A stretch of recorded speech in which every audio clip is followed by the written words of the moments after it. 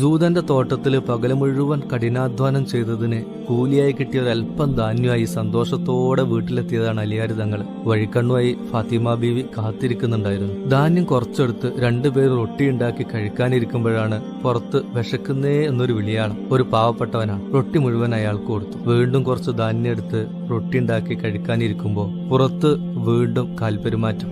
ചെന്നു നോക്കിയപ്പോ ഒരു യതീമായ ബാലനാണ്. ആ റൊട്ടി അവന് കൊടുത്തു. മിച്ചമുള്ള ധാന്യം എടുത്ത് വീണ്ടും റൊട്ടിയുണ്ടാക്കി സന്തോഷത്തോടെ കഴിക്കാനിരുന്നപ്പോ ഉമ്മറപ്പടിയില് ആളനക്കം. ഇത്തവണ ഒരു യുദ്ധത്തടവുകാരനാണ്. ശത്രുവാണെങ്കിലും ആഹാരം ചോദിച്ചാൽ കൊടുക്കാതിരിക്കാനാവില്ലല്ലോ.